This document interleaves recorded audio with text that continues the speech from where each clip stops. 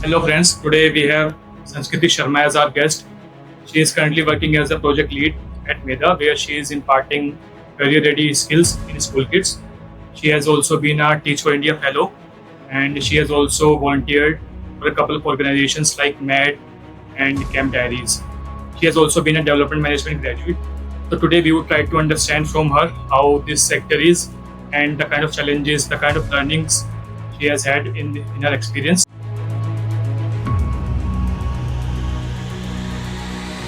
So, welcome. And to start with a very simple question, what is social sector and why is it needed in the very first place?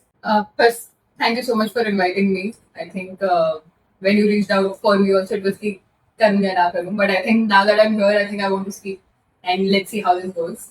आज मेरी ये समझ है कि development sector या social sector वो space है जहाँ पे कंट्री की कोई एक प्रॉब्लम या बहुत सारी प्रॉब्लम्स को टारगेट किया जाए with interventions. Why is it needed? इसकी जरूरत ही क्यों पड़ी Why है? is it needed? जो मैंने आपको पहले बोला, क्योंकि मुझे लगता है कि हर प्रॉब्लम गवर्नमेंट सॉल्व करे ये जरूरी भी नहीं है.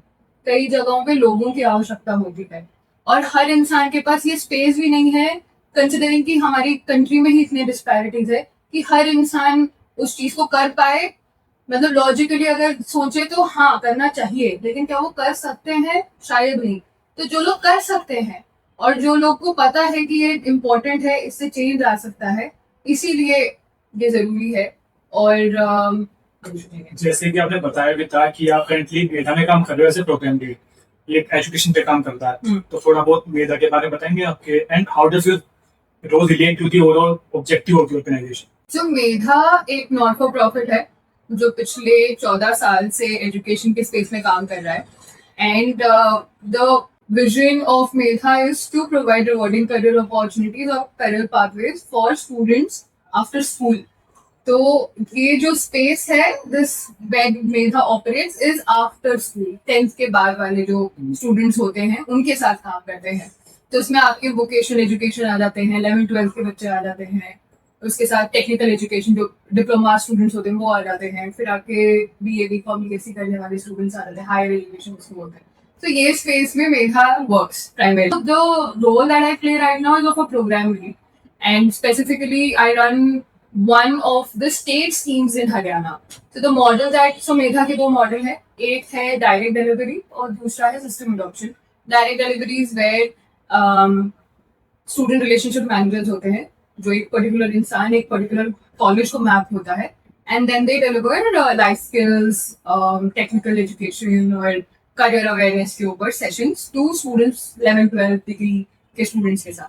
However, the system adoption vertical where I am currently placed is where we work on similar problems but at scale and with the public system.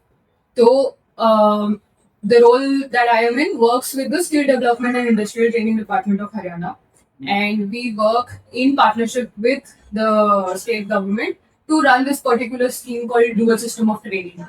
जिसमें ये है कि if an ITI student during their academic course can go for an internship, जिसको हम on the job training कहते हैं, वो अपने academic course के बीच में 3 से 6 महीना अगर वो कर ले किसी इंडस्ट्री में जाके, मान लीजिए वुड वर्क का स्टूडेंट है, वुड वर्क टेक्नीशियन का स्टूडेंट है, तो क्या वो एक सेंचुरी प्लाई में जाके उनके प्रोसेसेस, उनके ऑपरेशंस, उनकी टेक्नोलॉजी पे हैंड्स ऑन एक्सपीरियंस गेन करे.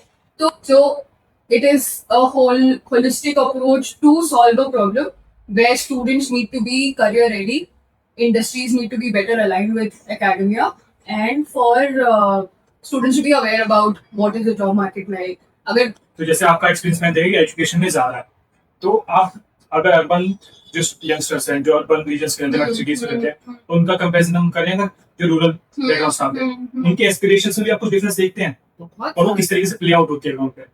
I'll give you 3 demographics that I work with. I work in students in Hyderabad in a metro city, but who were coming from economically weaker sections. I work with students in Bangalore who were extremely rich, elite, having high exposure, right? And now currently I'm working in Haryana, जहाँ पे we work with mix of students, but mostly tier 2, tier 3 cities के semi-rural to rural background के students के साथ. Now इन तीनों में फर्क ये है कि अब जो हैदराबाद के जो स्टूडेंट्स थे उनके पास अपॉर्चुनिटीज का पूल था, वो अवेयर भी हुए, लेकिन उनकी एक्सेस या उसको रीच कर पाना, अगर किसी को मान लीजिए कोई कोर्स करना है लेकिन वो कोर्स आपका 1 लाख का पड़ रहा है, तो वो एक्सेस मिल पाना was difficult. That was the challenge there.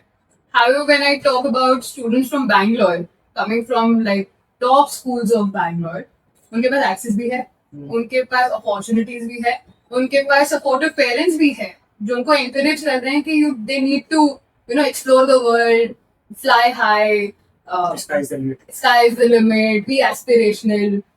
So वो वहाँ पे था एंड टेक्नोलॉजिकली एडवांस, सारे स्टूडेंट्स के पास टैब है, आईपैड। आई थिंक मैं उसमें छोटा सा टू कट यू कि मुझे ऐसा लगता है कि जो लोग थोड़ा ग्रामीण परिवेश से आते हैं रूरल बैकग्राउंड से, उनकी जो एस्पिरेशंस होती है उनके सर्वाइवल के अराउंड ही घूमती है। डेफिनेटली। लेकिन जो अर्बन सेटअप से आते हैं वो थोड़ा सा सर्वाइवल उनका इंश्योर्ड होता है, तो कुछ आगे सोच सकते हैं, वो शौक पूरे करते हैं, वो बड़े सपने देखते हैं, क्योंकि वो देखने का उनके पास उतना बड़ा कैनवस है।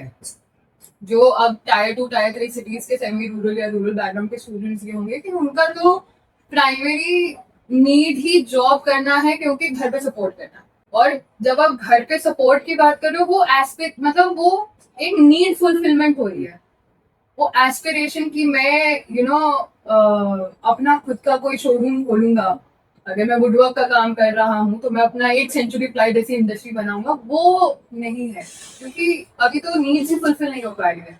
टेक्नोलॉजिकली बहुत ज्यादा चैलेंज है, अपॉर्चुनिटीज के बारे में अवेयरनेस कम है, और aspirations are very limited in among semi rural students to what I see in Bangalore. तो काफी मिसमैच तो है। तो जैसे कि आपने बताया, मैं अगर अपने लिए समराइज करूँ इसे, तो बेसिकली आपने 3 चीजें ज्यादा एम्फेसाइज करी। पहली चीज एक्सेसिबिलिटी होगी, दूसरी शायद उससे ही जुड़ी हुई अफोर्डेबिलिटी होगी, and third thing is exposure to opportunities. ये तीनों चीजें डिस्पैरिटीज क्रिएट करते हैं दोनों बैकग्राउंड के बच्चों के बीच में। आई थिंक जो भी आपकी जर्नी रही था, इसमें बहुत सारी अनलर्निंग्स भी रही होगी। सबसे बड़ी अनलर्निंग ये रही है, I need to be the biggest voice in the room. जी। I know that I come out as a very strong personality, and over period, and especially with ISDM, I've learned this. I don't have to be the biggest voice in the room में, and I don't have to speak for others as well. मतलब मेरा काम शायद mic पास करना हो सकता है, और वो इंसान को माइक देना जरूरी हो सकता है, ना कि उनके बिहाफ पे मैं बोलूं। मुझे बोलने की जरूरत नहीं हमेशा, या मुझे And I think that is true empowerment. Yeah. कि आप बोलिए rather than I'll take a stand for you. Yes, I think one of my biggest learnings has been that. Second is कि जो एक मेरी भी कंडीशन रहेगी कि कुछ चीजें ऐसी ही होनी चाहिए कि अगर मान लीजिए कि अगर एक प्रॉब्लम को सॉल्व करने का तरीका है तो वो ऐसा ही होना चाहिए, मतलब जो लीनियर थॉट होता है कि स्टेप 1 स्टेप 2 स्टेप 3 और खत्म। वो मेरा लेंस आई थिंक पिछले 3 साल में बदला है, जहाँ पे एक प्रॉब्लम को सॉल्व करने के बहुत सारे नजरिए हो सकते हैं, और मेरा नजरिया सबसे जरूरी या सबसे बेस्ट और इम्पोर्टेंट भी नहीं है। इसमें मैं एक चीज और बोलना चाहूंगा, जैसे कि आपने शुरुआत में बोला था कि I used to be the biggest voice in the room, आपकी थोड़ी टेंडेंसी होती थी पहले, लेकिन मुझे ऐसा भी लगता है कि sometimes it is very important to be the biggest voice in the room. लेकिन कई बार लीडरशिप जो होती है वो फैसिलिटेशन से आती है, ना कि ये कि I'll always take the stand, मैं ही I should be the center of the attraction. वो जरूरी नहीं है। एक और चीज मैं आपसे पूछना चाहूंगा, जो आपका जैसे सोशल सेक्टर होता है उसमें किस तरीके से इम्पैक्ट को या फिर ग्रोथ को, सक्सेस को मेजर किया जाता है? क्योंकि मैं कॉर्पोरेट सेक्टर से आता हूँ, मैं उसमें कुछ काम किया, तो वहाँ पे सक्सेस मीन्स नंबर्स। अगर आपने 10 टारगेट किए तो इस ईयर आप 15 कर लें, 20 कर लें, लेकिन सोशल सेक्टर शायद उतना नंबर्स ओरिएंटेड शायद नहीं होता। अगर होता भी तो किस तरीके से प्ले आउट हो, किस तरीके से आप मेजर करते हैं अपने इम्पैक्ट को? जो मुझे ऑनेस्टली ये लगता है कि हम चेंज लाने के प्रोसेस को फैसिलिटेट कर सकते हैं। चेंज कब आएगा, कैसा दिखेगा, ये आई डोंट थिंक किसी ने एनविजन, मतलब आप पूरी लॉग फ्रेम बना सकते हो, आप पूरा अपना थियरी ऑफ चेंज बना सकते हो, आप चीजें एंटिसिपेट कर सकते हो, आप आपकी या आपके 4 लोगों की सोच में जितना आप सोच सकते हो कि एस्पिरेशनल चेंज कैसे लगेगा, मतलब सबसे बेहतर चीज क्या हो सकती है, आप वो चीजें सोच सकते हो। बट वो कब होगा, कैसे होगा, किस वजह से होगा, क्योंकि एक चीज करने से तो नहीं होगा चेंज, बहुत सारी चीजें नीड टू अलाइन, बहुत सारे levels need to function for a change, for something to change, right? And मेरा believe I think in the past 8 years has been कि चेंज के प्रोसेस को फैसिलिटेट कर सकते हैं या उसको लेवरेज कर सकते हैं या उसको आगे ले जा सकते हैं। चेंज कब आएगा, कैसे आएगा, कैसे दिखेगा, क्या वो आपने जो मैप किया है उसके हिसाब से दिखेगा या उससे बेहतर होगा या उससे कम होगा, ये I don't think anybody can still quantify. तो that is my personal thought कि अब जैसे अब हम कई सारे लोग आप सुनते भी होंगे कि हम चेंज मेकर हैं, मुझे लगता है कि हम चेंज एनेबलर हैं या चेंज फैसिलिटेटर हैं। चेंज मेकर तो वो भगवान ही हो सकते हैं कि उनका मन हुआ तो हो जाएगा। कुछ लोगों के अंदर होता है थोड़ा वर्चू सिग्नल कि we are the one. So I would like to believe कि चेंज जब आएगा वो क्वांटिफाइबल नहीं है। तो outputs will help the organization and team stay on track. Outcome will help you measure कि जो आपने काम किया है उसका कुछ कहीं आपको टेंजिबल चेंज दिख रहा है। एंड लार्जर इम्पैक्ट ये है कि इकोसिस्टम क्या बेहतर हुआ। तो मेरी ये आई थिंक इसमें एक और चीज ये भी होती है जो आपने बोला कि दोनों में कॉर्पोरेट में और सोशल सेक्टर में जो टर्मिनोलॉजीज यूज करते हैं, शायद कॉर्पोरेट सेक्टर में इम्पैक्ट, आउटकम, ये सब शायद उतना यूज नहीं होता करते, है। शायद बहुत रेलेवेंट भी नहीं है। Yes. लेकिन टर्मिनोलॉजीज के हिसाब से हमें देखना पड़ेगा कि किस सेक्टर का क्या नेचर है, तो क्या उसकी रिक्वायरमेंट्स। Definitely. एक और चीज मैं आपके लिंक्डइन प्रोफाइल देख रहा था तो वहाँ पे एक चीज मेंशन हुई थी, सस्टेनेबल मैसी। आपने कुछ स्टार्ट किया था, अपना एक जर्नी, एक वेंचर स्टार्ट किया था, थोड़ा उसके बारे में बताएंगे वो सस्टेनेबल क्यों है और मैसी क्यों है? Okay. I think कोविड के पहले की बात है। I was working in a local NGO in Hyderabad, in Tigo. After I was working, after I had left my Rebenefit job, and Rebenefit, जो organization थी, that has actually kicked off this whole thought process in my head about civic responsibility and sustainability and how, you know, our choices that we make in our day-to-day life impacts the entire environment.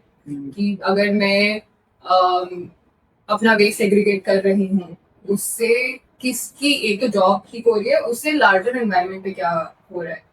तो वो thought process वहां से उस organisation में kick in किया था and I found myself very inclined towards that thought process. And उसी के साथ साथ I was researching a lot during that time. तो then thrifting as a concept came to my understanding कि how because there's fast fashion happening, जो ये सारे Zara, H&M ऐसे big brands हैं जो हर 20 दिन में नया अपना प्रोडक्ट लाइन निकाल देते हैं, हर 40 दिन में सेल कर देते हैं और फिर जो नहीं सेल होते हैं प्रोडक्ट उसको ओशन में डंप कर देते हैं, आपको भी पता है, right? And India is one of the biggest dumping yard of fabric waste. आप पानीपत चले जाओ, सूरत चले जाओ, one of the biggest dumping yard of fabric waste from all over the world, जो इधर उधर सबसे नहीं आता है। And then I realized through research कि fabric waste is the second largest kind of waste that India is generating and उसका recycling नहीं है। Recycling costs are very high fabric का, क्योंकि उसमें अलग अलग टाइप के fabrics mix हो जाते हैं, cotton, linen, polyester, तो उसका segregation भी नहीं हो पाता है, फिर उसको जलाना पड़ता है, वो जलाने से आपको पता है बहुत सारा टॉक्सिक पोल्यूशन निकलता है, राइट? तो फिर उसको कैसे टैकल किया जाए? तो thrifting as a concept came in picture, जहाँ पे आप अपने जो ऑलरेडी पहने हुए कपड़े हैं उसको, अगर आप मान लीजिए आप मोटे कपड़े हो गए, राइट, साइजिंग इश्यूज हो गया या आपको मन भर गया, तो आप उसको फेंकेंगे नहीं, आप उसको किसी को रीसेल कर देंगे। And that's a whole big market जो ये सेकेंड हैंड शॉपिंग पे चलता है। And not just like clothes but you know your old camera, your phones, OLX is also one kind of वो thrifting. अफोर्डेबिलिटी की बात है। Yes. And उससे ये होगा कि your clothes or your products or your things that you have will get a second innings of its own, right? And somebody is there to buy that for you, from you, right? So वो thrifting as a concept came in picture. So for good, I think 6-7 months I used to host this thrift sales Instagram पे offline, जहाँ पे I had, उससे पहले मैं बहुत shopping करती थी, तो मेरे बहुत सारे ऐसे यूज पीसेस थे जो एक बैरली बोन, एक दो बारी पहना होगा फिर पहने नहीं, तो ऐसे करके मैंने 6-7 महीने में काफी सारे अपने उसके कैसे शुरुआत हाँ खुद से घर से शुरुआत करी। And then I started to make a point कि मैं कुछ नया नहीं खरीद रही हूँ, मैं खुद thrift कर रही हूँ. So all the things that I own, say for this jeans that I'm wearing right now, it's also thrifted. मैंने खरीदा नहीं है. इसमें gamble होता है कि sizing issues ये वो. But if you know your body, your structure, and you know what suits well, then it's a whole big market. So वो thrifting से then it became कि अच्छा what else can we do around it? So then जो मैं आपको बता रही थी कि fabric की recycling नहीं होगी है. So we went towards upcycling of fabric waste. जो post production cloth आता है, denims हो गया, sarees हो गया, उनको source करो local tailors, retailers, designers इनके पास से, and then you make new products out of it. And which is basically like आपके tablecloths, your laptop bags, curtains, rugs. Are you still running it? Abhi nahi, because that was in Hyderabad and I was the only full-time person working. I had 7 ladies who were working with me. जो एक हैदराबाद में एक slum है मख्ता करके, तो वहाँ की 7 औरतें मेरे साथ जुड़ी थी जिनको एक लाइवलीहुड का एक जरिया था कि क्योंकि उनको टेलरिंग आती थी and they were looking for opportunities. So I went back to them, started this whole community center जहाँ पे हम मिलते. तो उनकी पहले ट्रेनिंग हुई on designing, on colour theory. I had couple of interns who were from NID and F जो आके इनको सिखाते हैं कि क्योंकि उनका अभी भी हाथ साफ नहीं था, जिसको काफी क्रूड सिलाई होती थी. कलर थ्योरी समझाना, कैसे कलर्स मैच होते हैं, कैसे पैटर्न्स लगते हैं, डिजाइनिंग पे उनकी ट्रेनिंग हुई. Then I used to go to these markets and source fabric and साथ में बैठ के फिर हम प्रोडक्ट्स डिसाइड करते कि क्या लाएंगे जाएगा. तो हम 3 मेजर प्रोडक्ट बनाते थे. एक टोट बैग्स था, एक लैपटॉप बैग्स था और एक रग्स थे that we used to primarily. उसके साथ साथ सीजनल हमारे डेकोर तो चलते रहते थे. तो वो 7 लेडीज थी, मैं थी और कपल ऑफ इंटर्न्स थे. So I was the only full time person working. तो अभी क्योंकि I am out of Hyderabad for the past 2 years, वो सारा अभी सेटअप है. It's just that I am not there to operate it. So किसी को डेलीगेट कर सकते हो ना रिस्पांसिबिलिटी आपकी एब्सेंस में. I actually didn't find anybody. Team है. I actually didn't find anybody who is as passionate or wanting to do this full time. Also because for the 2 years that I was running, I didn't draw any salary out of it. जो भी हम लोग sales करते थे would go back in the system, paying salary, sourcing fabric, marketing. इस चीज की cost में चला जाता था. And we had started, breaking even. But वो फिर भी at a point ये था कि if somebody has to run it, if I have to delegate it to somebody, I need to pay them. It's not fair, right? और उतने passion से I've not found कि कोई voluntarily इसको full time चला पाए.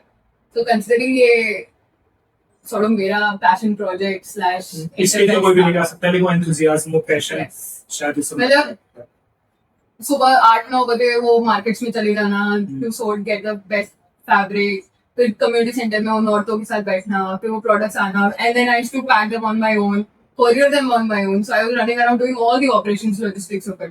अब वैसा कोई मिल पाना और उसको फिर पे कर पाना at this point is not feasible for me also. And considering कि मैं इतनी हूँ, कोई और वहाँ से चलाएगा, फिर मेरे को बहुत So how do you see yourself as an entrepreneur? a messy entrepreneur. That is where sustainably messy comes from.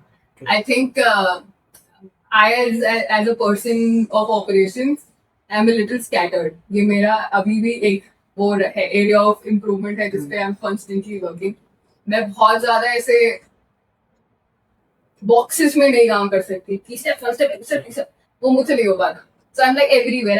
I'm doing logistics also. Then I'm talking to somebody, getting things done also. Then I'm doing एक reel भी shoot हो रही है साथ साथ में. तो मेरा पूरा setup used to be all spread की. But I think it's not like an area of improvement, क्योंकि हो सकता है इंसान की पर्सनैलिटी अलग होती है. कुछ लोग शायद इस तरीके से बेहतर फंक्शन कर सकते हैं, कुछ लोग थोड़ा सा मैकेनिकल के स्टेप बाय स्टेप काम करेंगे. लेकिन इससे ना रोहित ये चैलेंज बहुत आता है कि आपको बहुत सारी चीजों के बारे में so I used to miss out on technicalities, details. हाँ, या फिर मेरे दिमाग से छूट जाती थी चीजें क्योंकि मल्टीपल चीजें यूज्ड टू हैपन. और फिर कुछ ना कुछ दिमाग एंड में रह ही जाता था कि अरे लेबल्स प्रिंट नहीं हुए, राइट. तो वो डिटेल्स वो मिस हो जाती थी कई बार. तो it used to add to my work only. So then उसको मिटिगेट करने के लिए फिर एक चेकलिस्ट बनानी चालू की मैंने कि अच्छा ये होना है, ये होना है, ये होना है. तो I am still working on it. I am still a very messy person operations wise. 4 चीजें एक साथ चलती रहेंगी और मैं चारों में रहूंगी एक साथ. तो यार So since you have been an entrepreneur, if I can call you, second one is you have been a fellow, you have been a volunteer, Yes. and currently you are a program lead. Yes. So which one feels like closest or like most authentic to your personality? tough question. I think being a fellow. Why so? Being fellow and being volunteer दोनों आज. Being fellow and being volunteer, देखो volunteer मैं हमेशा किसी भी volunteer को बहुत ज़्यादा मायने देती हूँ क्योंकि वो अपने दिनचर्या के दिन मतलब टाइम से समय निकाल के वॉलंटरीली किसी कॉज को डेडिकेट कर रहे हैं और वो उसमें बहुत इंट्रिंसिक मोटिवेशन चाहिए होती है टू डू दैट क्योंकि हमारे पास अभी इतने ऑप्शंस है टू स्पेंड आवर टाइम अगर उसमें आप अपने दिन के 2 घंटे या हफ्ते के 4 घंटे किसी एक कॉज को दे रहे हो voluntarily without expecting any remuneration in return, I think that comes at the highest value. उसके साथ साथ fellow, why? Because again logistically fellowships don't pay you a lot and it takes a lot for anybody. At least for me it was better क्योंकि मैं हैदराबाद में थी और मेरी fellowship Hyderabad में. But I had a lot of co-fellows जो कोई मैंगलोर से आया हुआ था, कोई चेन्नई से आया हुआ था और वो फिर उस स्टाइपेंड में अपना पूरा 2 साल निकाले. और कोई भी फेलोशिप में ऐसी होता है it doesn't pay you a lot and then to every day show up consistently dedicatedly with the same enthusiasm to teach children, for me that is the top tier feeling. And third, because you're closest to the cause. मतलब right now I'm at a program lead, मेरा student के साथ बहुत कम interaction होता है क्योंकि ऊपर वाली चीजों में ज्यादा समय जाता है. बट जब आप एक फैसिलिटेटर हो, टीचर हो, वॉलंटियर हो, फेलो हो, आप उस प्रॉब्लम को अपने आंखों के सामने अपने थ्रू छोटे पॉकेट्स में सॉल्व होते हुए देख रहे हो. अगर to just for an example, जब I had started my fellowship I used to teach social studies and English to students. ठीक है, और सोशल स्टडीज वैसे भी उतने तवज्जो नहीं दिया जाता अपने एजुकेशन सिस्टम में, बट मुझे बहुत इंटरेस्टिंग लगता है क्योंकि वहीं से आप आए हो और वहीं आप सीख रहे हो. And civics helps you understand as how do you operate as a individual in a country, in a society. तो मेरे लिए तो बहुत ज्यादा fascinating है. So I try to incorporate my own passion for social studies into the classroom, and I used to see कि सारे students भी उसको reciprocate कर रहे हैं. मैं सवाल जवाब पूछ रही हूँ तो they're answering. हम लोग एक्सपीरियंशियल लर्निंग पे काम कर रहे होते थे तो हम लोग इंग्लिश को सोशल में इंटीग्रेट करते थे, फिर उसमें गेम्स खेलते थे, उसमें हम लोग हिस्ट्री के नाटक करते थे, मूवीज देखते थे, राइट, सोशल इश्यूज पे बात करते थे. सो बातों में तो सारी चीज हो रही है. फिर टेस्ट हुआ एक दिन, ठीक है, और जितने सारे स्टूडेंट्स क्लास में एकदम एक्टिव है वो लिख ही नहीं पा रहे. उनके आ रहे 2 नंबर 25 में से, 5 नंबर 25 में से, और मुझे समझ ही नहीं आया.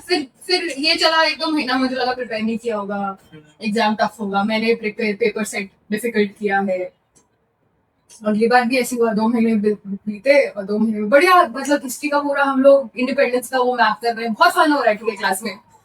फिर टेस्ट हुआ, फिर वही हाल, 5 में से 5 नंबर आए, 7 नंबर आए, 11. और फिर मेरे को समझ में, और तब मैंने पेपर फेयरली इजी सेट किया था क्योंकि पिछली बार मैंने टफ किया था. समझ नहीं आया कि ये क्या हो रहा है, फिर क्या हो रहा है. एंड देन आई रियलाइज कि बच्चों को तो लिखना ही नहीं आता है. बेसिक लिटरेसी ही हाँ, writing as a skill is only not developed. लिखना एक स्किल है. किसी चीज को मेमोराइज करना या उसको समझ पाना और फिर उसको उस हिसाब से पेपर पे उतार पाना, वो थॉट प्रोसेस आप अपना रख पाओ, वो स्किल ही नहीं है. ना वोकैब की स्किल है, ना स्पेलिंग्स है, ना वो सेंटेंस फॉर्मेशन है. तो I think for the next 1.5 year that I work, मेरा फोकस ये था कि writing as a skill needs to develop. हर चीज फिर लिखने पे आने लगी. और ये इस इंटरव्यू से पहले आपको कोई आइडिया नहीं था कि उनके पास ये स्किल ही नहीं है क्योंकि classroom was vibrant. Students are answering, they are participating, activities हो रही हैं, सब बहुत बढ़िया चल रहा है क्लासरूम. लेकिन एग्जाम में लिख नहीं पा रहे. और ये थे 7th 8th 9th के स्टूडेंट्स. एंड कभी उनके पे बोर्ड आने वाले तो फिर बोर्ड्स में लिखना पड़ता है. 3 घंटा बैठ के एग्जाम लिख पाना, उसमें जो फटीग होता है उसको मैनेज कर पाना, उसमें जो आपको रिटेंशन की जरूरत होती है कॉन्सेप्ट्स के, उसको केटर करना. साथ साथ में ये कि ये जरूरी है, लिखना जरूरी है, आप हर चीज बोल के नहीं नैरेट कर सकते. was something that I worked on for the next 1.5 years. So classroom में इम्प्रूवमेंट आया. The classroom was at a level 4.5 on literacy, went up to 5.5. मतलब 1 साल में 1 year का ग्रोथ हुआ. तो उससे पहले मुझे पता ही नहीं था. But I could solve this on ground. Was I think is one of my biggest achievements even today.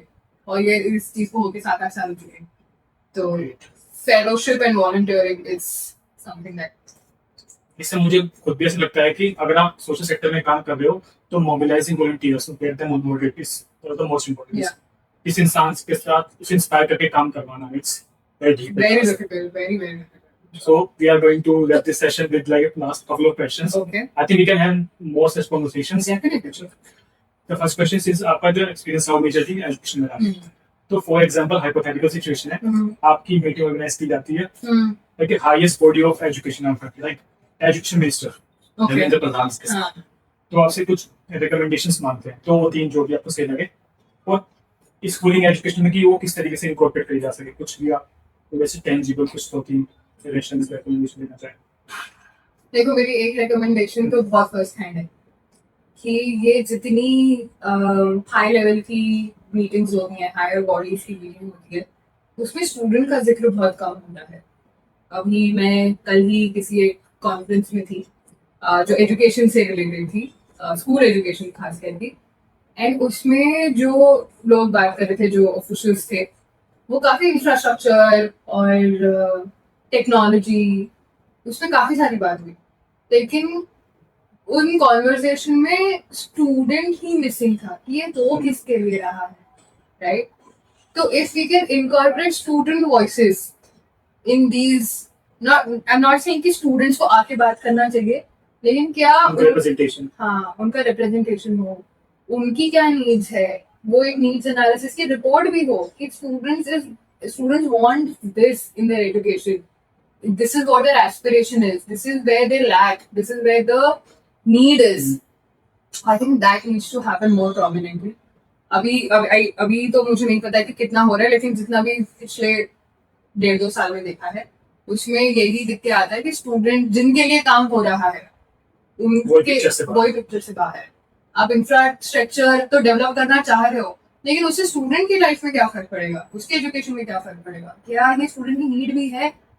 आप ब्यूटिफिकेशन करना चाह रहे हो, वेरी नाइस, होना चाहिए. एक conducive space, learning space build करने के लिए infra plays a big role, लेकिन उसके साथ साथ उसके स्टूडेंट के ऊपर क्या इम्पैक्ट होगा वो भी तो मैप करिए.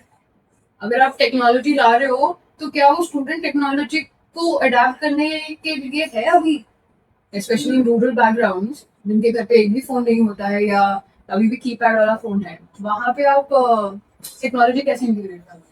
तो क्या स्टूडेंट्स वॉइस को लाना बहुत जरूरी है. बेसिकली हम ही खुद उनके सॉल्यूशंस डिजाइन करते हैं, Exactly. बिना उनके इन्वॉल्वमेंट के. So that brings me to the second point, which is co-create solutions. Top down approach है, जरूरी है, समझ में भी आता है कि आप एट अ स्टेटस हो जहाँ पे आप चेंजेस ला सकते हो, और वो चेंजेस एट लार्ज हो जाएंगे, ऑथराइज हो उसके लिए, और वो एट लार्ज हो भी जाएंगे. लेकिन उन सॉल्यूशंस को फिर आप को क्रिएट करो अपने जो प्राइमरी स्टेक होल्डर्स है उनके साथ, या उनके साथ जो काम करते हैं, जो वो ये चीजों को समझते हैं, उनके साथ. एक पॉलिसी में चेंज लाना बहुत बड़ी बात है. आप सोच के ही चेंज ला रहे हो, क्योंकि वो एक्ट्स के इतने सारे स्कूल्स हो गए, स्टूडेंट्स हो गए, प्रोसेसेस हो गए, उस पर इम्पैक्ट करेगा. उसमें बस थोड़ा सा ये एंगल अगर आ जाए कि जिनके लिए बोल रहा है उनकी भी बातचीत में रखे, को क्रिएट हो सोल्यूशन कि ये क्या पॉसिबल हो पाएगा ग्राउंड पे, ये कैसा दिखेगा ग्राउंड पे. तो I think those are the two things that I would want anybody to incorporate. And the last question is, अगर कोई बंदा फॉर एग्जांपल इस वीडियो को देख रहा है and who is trying to enter into this sector, okay, तो उसके लिए कुछ सजेशंस, क्योंकि बहुत से लोग अनश्योर हो सकते हैं in terms of academics, in terms of money, where to like the career growth क्या होगी, तो किस टाइप से पास करना है? देखो थोड़ा पागल होना जरूरी है, किक होनी चाहिए. हाँ, ये मोनोटोनस काम नहीं है, ये काफी ज्यादा फिजिकली, मेंटली, इमोशनली ड्रेनिंग हो जाता है. ठीक है, आप अगर किसी कॉज से जुड़ गए तो आप फुल्ली जुड़ जाते हैं, राइट? और वो चीज आपको अगर कुछ अचीव करना है तो थोड़ा पागलपन होना जरूरी है. अगर आपको कंफर्टेबल डेस्क, एसी, ये सेक्टर आपके लिए नहीं है, थोड़ा रगड़ा जाएगा आपको, मतलब you will be put into situations where you could not have imagined yourself. But I think it also depends on the individual. हो सकता है कुछ लोग उसी कैपेसिटी में, उसी तरीके के कोजी जो आपने बोला उसी हम्म। एसी रूम में बैठ के बेहतर तरीके से काम कर सके। हर इंसान शायद अपना पैशन देके नहीं आ पाता। तो मैं वही बोलूँ कि आओ तो फिर वो पैशन से आओ, क्योंकि इस सेक्टर में आने के लिए थोड़ा पागलपन और थोड़ा पैशन और किसी चीज में बदलाव लाने की इच्छा से ज्यादा उसके लिए काम करने का जुनून, पैशन। जुनून हो तो आओ। क्योंकि एसी ऑफिस में बैठ के भले ही पॉलिसीज ड्राफ्ट हो सकती है, लेकिन जब तक आप फील्ड पे नहीं जाओगे आपको रियलिटी का कोई आइडिया नहीं। और अगर आप फील्ड पे नहीं हो कुछ समय के लिए, अगर आपने नहीं देखा है कि क्या चैलेंजेस है, हाँ, चाहे वो आप किसी भी डोमेन में, लाइवलीहुड में रहो, स्किल में रहो, एजुकेशन में रहो, एनवायरनमेंट में रहो, राइट, जेंडर में रहो, अगर आप ऑन ग्राउंड नहीं हो तो फिर ये सेक्टर इज नॉट। एंड इसमें है कि हाँ मतलब पैसा वैसा कम है, हम CSR के 2% से ऑपरेट करते हैं, राइट, 2% नेट प्रॉफिट से ऑपरेट करते हैं, which is barely anything, but it is very rewarding. मतलब when I was deciding on joining Teach for India, मैंने ये सब नहीं सोचा था। मेरे को तो वो क्लासरूम अच्छी लगी थी जिस क्लासरूम में मैं गई थी, और बच्चे मुझे खास पसंद नहीं थे, लेकिन somehow I connected, and तब इतना सब नहीं सोचा। वो शायद कभी कभी पता भी नहीं होता नहीं मुझे क्या पसंद आएगा। हाँ, वो क्लैरिटी भी शायद टाइम से अगर क्या अगर मैं ये थॉट प्रोसेस होता तो शायद ये मिस्टेक्स का नहीं करती है, फिर ये लर्निंग्स में मुझे और जल्दी आ जाती। but if I have to suggest somebody कि what they should keep in mind while entering development sector, ये तो definitely कि पागलपन होना चाहिए। अगर आप I think पागलपन is in itself is it embodies each and everything। क्योंकि अगर पागलपन होगा तो शायद आप स्किल सेट भी डेवलप करोगे। क्योंकि खाली पागलपन आप करोगे पेट प्रोडक्ट करोगे।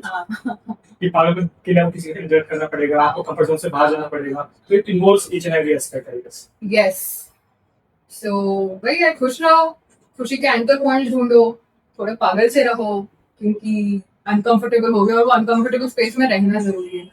क्योंकि जैसे Ravi quotes, you learn the best from the people you know the least, वो least like you, who are least like you, वही है, वो स्पेस में रहना जरूरी है। So I think with that I'm done. Yes. So thank you Sanskriti for sharing the insights and experiences, and I hope कि हम दोबारा ऐसे एक डिस्कशन कर सके उसी तरीके से organic. Yeah, I think it was fun. I think you took me back to all 8 years of my life that I've spent from fellowship to entrepreneur to today, and it was nice, and thank you so much for inviting me over. Thank you Sanskriti।